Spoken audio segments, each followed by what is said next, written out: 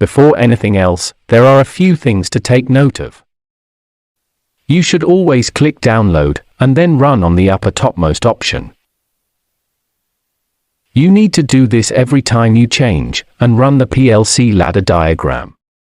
The Stop Push button is utilizing the normally closed contact in this exercise. If the Stop Push button is somehow malfunctioning, you can try using normally open contact instead to keep the current flow in the rung.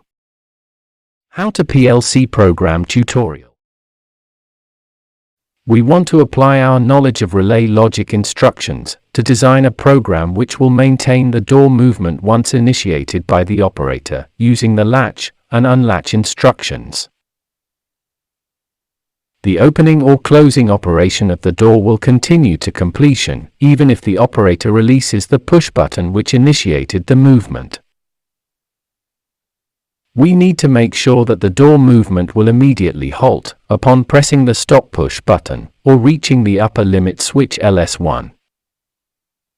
You can do this by arranging the LS1 open contact and the stop input contact similar to the ladder logic OR function.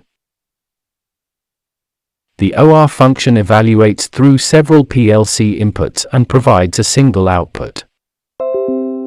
In this way, you can halt the door movement through the stop input or upon reaching the upper limit switch LS1. The OR function arrangement also makes sure to stop the energized state of the motor when the door movement is already full open or already fully closed, because this can strain the motor and might result in another case of motor burnout and door damage. We need to put the normally closed contact of open output and shut output in the rung for the ajar output. It ensures that the ajar output will illuminate when the door is slightly opened and energized it when the door is fully open or fully closed. Another thing to keep in mind: to avoid, in any circumstances, that both motor windings be energized at the same time, especially in actual practical application, because it will result in motor burnout. If done responsibly, you can possibly extend the operating life of the motor. Be sure to put normally closed contact of motor up output in rung 2, and another normally closed contact of motor down output in rung 0. This is to cut off the current in the intended rung when the other output contact is energized.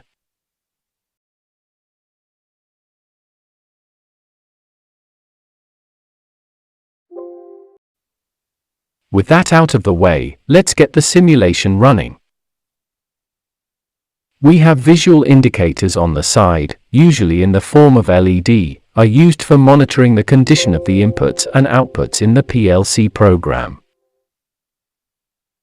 The shut lamp will be illuminated if the door is in the fully closed position. Pressing the open switch will cause the door to move upwards, opening it up, if not already fully open. The opening operation will continue to completion, even if the switch is released. It can maintain the energized state of the motor up output because of the latch instruction in rung 0. If the stop switch is initially pressed, the movement will halt immediately and will remain halted even if the switch is released. This happens because the stop switch push button is connected to the unlatch instruction in both rung 1 and rung 2.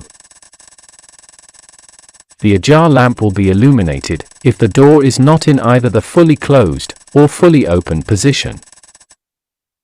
In simpler terms, it will light up when the door is in the middle of opening or closing the door.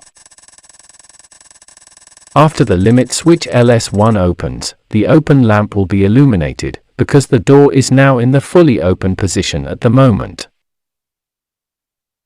Take note: if the door is already fully opened, pressing the open switch will not energize the motor. To avoid the possibility of motor burnout and door damages, pressing the close switch will cause the door to move down, closing it down, if not already fully shut. The closing operation will continue to completion, even if the switch is released. It can maintain the energized state of the motor down output because of the latch instruction in rung 3. Take note: if the door is already fully closed, pressing the close switch will not energize the motor. To avoid the possibility of motor burnout and door damages, here's one of the ways to design a program which will control the LogixPro Door Simulation to maintain the appropriate door movement using the latch and unlatch instructions. If you find this helpful in any way, please be sure to like the video, subscribe, and hit that notification bell for more videos like this. This is Engineering Tendencies, signing out.